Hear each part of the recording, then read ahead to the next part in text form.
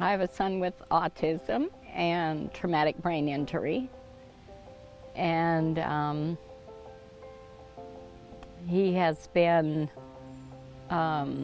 attacked by neighbors before, calling him names like blank blank retard and stuff like that, because people do not understand. They see a child that looks typical, and then when the behavior starts, then it can be really bad, because then you have other parents in public places attacking you, and why don't you do something, you're a bad mom and whatnot. My girlfriend always says about her son who experiences autism that his wheelchair is on the inside, not on the outside. For individuals with the invisible disabilities, that really is the case. You know, they exhibit their disability and they're judged for it and not given the compassion and empathy that other people are given. You know, there have been times where he has made comments about, you know, seeing where other people he knows might, you know, have a lot of play dates with peers or do other activities, and he isn't a part of that.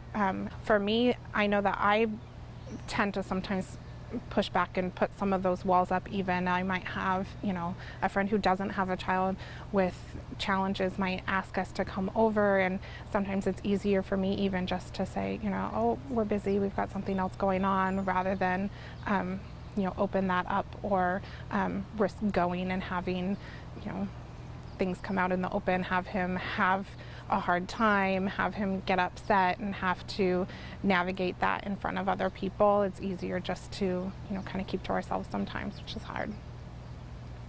It's easy to blame ourselves for the situations that we're in and for how our children are.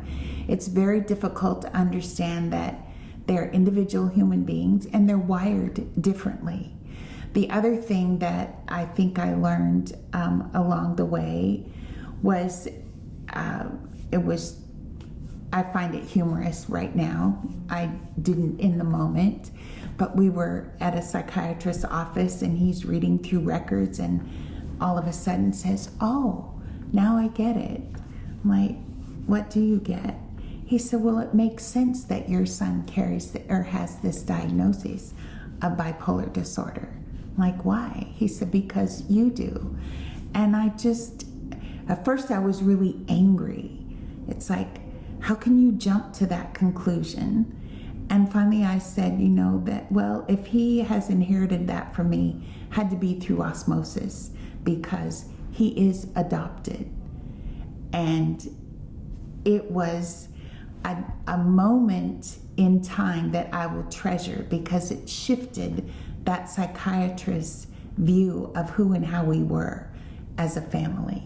Part of the problem with getting the labels is that a label kind of puts somebody in a box, and it's saying, you know, you've got one thing, but it may not take everything that you're dealing with into consideration. It's not dealing with the whole picture. And so how do we do that? How do we actually get a full picture of what someone is dealing with and who somebody is? It was more about looking at the situation we're in. What are his skills? What can he do? And how do you build from that? And then how do you understand how his brain works, so you can help others understand how his brain works so he can learn?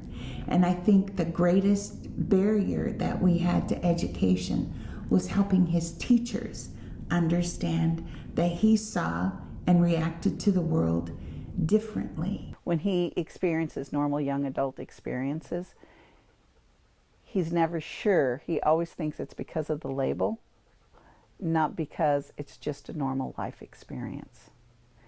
And I think that's where the labels do the most harm, is that they make you doubt who you are at the core. I want people to know that my kids are loving and that they are good kids.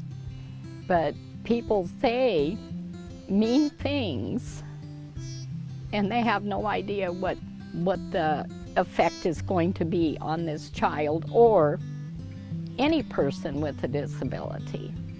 There's so much more to him than bipolar or autism or anxiety or any of those things. He's hilarious, he's compassionate, he's all these other things, so much more than just what his diagnosis are. And so sometimes I think that can be the hardest thing, is making sure that people that work with him are able to see beyond the label and really see him for who he is as a person, that, you know, he's an amazing kid.